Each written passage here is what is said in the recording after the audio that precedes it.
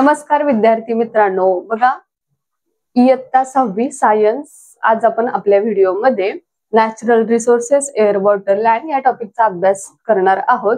या आधीच्या व्हिडिओमध्ये आपण एअर या नैसर्गिक संसाधनाविषयी अभ्यास केलेला आहे आणि ह्या व्हिडिओमध्ये आपण वॉटर विषयी अभ्यास करणार आहोत। तर बघा पाणी हे आपल्या ह्युमन लाईफला किंवा सर्वच सजीवांना अतिशय महत्त्वाचा असा हा आपल्या आयुष्याचा आपल्या जीवनाचा पाणी हे अविभाज्य असं घटक आहे किंवा पाण्याला आपण जीवन असं म्हणतो। तर का म्हणतो तेच आपण ह्या टॉपिक मध्ये स्टडी करणार आहोत। बघा आता आपण जो दैनंदिन आपल्या आयुष्यामध्ये सकाळी उठल्यापासून रात्री झोपेपर्यंत आपल्याला पाणी अनेक ठिकाणी आपण त्याचा वापर करतो। अगदी उठल्यापासून मग ब्रशिंग असू देत, बाथिंग असू देत, आणखीन वेगवेगळ्या सगळ्याच ठिकाणी आपण कपडे धुण्यासाठी, वॉशिंग द क्लोथ्स, आणखीन वॉशिंग द युटेन्सिल, आपल्या किचन मधली भांडी धुण्यासाठी, फ्लोर क्लीन करण्यासाठी अशा वेगवेगळ्या ठिकाणी पाणी हे अतिशय महत्त्वाचं असं आहे, हे आपल्याला माहितच आहे। तर बघा हे जे पाणी आहे हे आपल्या पृथ्वीवर कुठे कुठे आढळतं। त्या पाण्याचा आपण वापर, सर्व पाण्याचा आपण वापर करू शकतो का? तर नाही करता येत। त्या अगोदर आपण पाण्याच्या काही प्रॉपर्टीज असतात, तर कोणत्या प्रॉपर्टीज असतात त्या पाहूया। बघा पाण्याला कलर आहे का?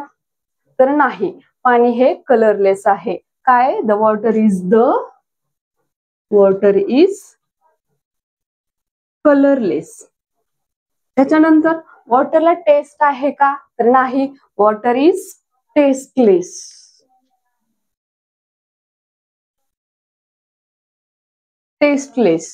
वॉटरला टेस्ट नाही। ह्या दोन महत्वाच्या प्रॉपर्टी आहेत। आणखीन काय? तर वॉटरला युनिव्हर्सल सॉल्व्हंट असं म्हणतात। तर का म्हणतात? तर वॉटर मध्ये अनेक गोष्टी डिझॉल्व्ह होतात म्हणजे काय? तर त्याच्यामध्ये विरघळतात, म्हणून वॉटरला युनिव्हर्सल सॉल्व्हंट असं म्हणतात। Water is the universal solvent.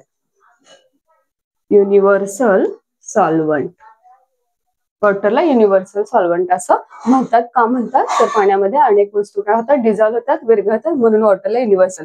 तर ह्या तीन प्रॉपर्टी तुम्ही एक्झाम मध्ये लिहिण्यासाठी पाठ करून ठेवल्या तरी चालतील। ह्या आहेत वॉटरच्या महत्त्वाच्या प्रॉपर्टीज। तर बघा आणखीन पुढे जाऊयात। तर आपल्या ह्युमन बॉडीला जगण्यासाठी कमीत कमी 3 ते 4 लिटर पाण्याची दररोज आवश्यकता आहे आणि पाण्याचा वाढलेला वापर बघता पाणी हे आपल्या जीवनाचा अविभाज्य घटक बनलेला आहे। पाणी हे आपलं जीवन आहे। तर बघा पृथ्वीवर जर विचार केला तर ही समजा आपली पृथ्वी आहे, तर ह्या पृथ्वीवर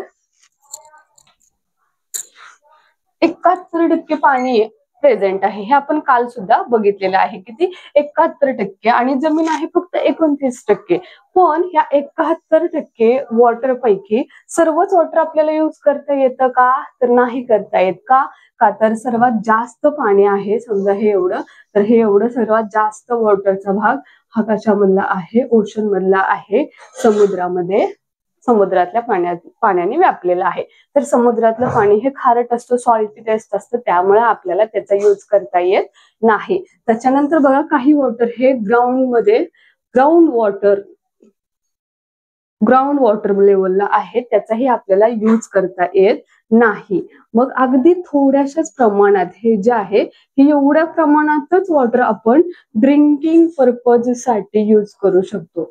हे ड्रिंकिंग वॉटर आपण त्याचा पिण्यासाठी वापर करू शकतो। तर एवढ्या कमी प्रमाणामध्ये आहे। आणि आता आपण वाढती लोकसंख्या बघता किंवा वाढता पाण्याचा वापर, मग इंडस्ट्रीज असू देत, अॅनिमल्स असू देत, ह्या सगळ्यांना पाण्याची गरज आहे। त्याच्यामुळे हे ड्रिंकिंग वॉटर आपण जपूनच वापरलं पाहिजे, हे आपल्याला इथं स्पष्ट होतं। आणखीन एक महत्वाचा मुद्दा जो की परीक्षेला विचारला जातो तो म्हणजे की ह्या वॉटरचे सोर्सेस काय काय आहेत, कोणते सोर्सेस आहेत जिथून आपण पाणी मिळवतो। मग काय काय येते ह्या सोर्स मध्ये? तर बघा डॅम, त्याच्यानंतर रिव्हर, त्याच्यानंतर लेक, पॉन्ड, ह्या सर्व ठिकाणापासून आपण पाणी मिळवतो। मग ह्याच्यामध्ये अजून बोरवेल तुम्ही लिहू शकता, वेल लिहू शकता, ओशन सुद्धा लिहू शकता। हे आहेत सोर्सेस ऑफ वॉटर। हे सोर्सेस तुम्हाला परीक्षेला विचारले जातात। हा होता आपला नॅचरल रिसोर्सेस टॉपिक मधला वॉटरचा मुद्दा। याच्यामध्ये आपण काय काय स्टडी केलं?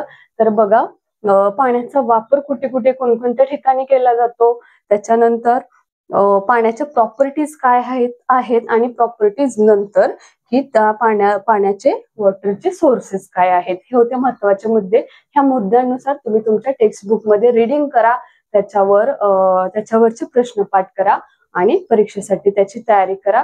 तर हा होता आपला आजचा व्हिडिओ, आणि व्हिडिओ आवडल्यास व्हिडिओला नक्की लाईक करा, शेअर करा आणि सबस्क्राईब करा. थँक्यू.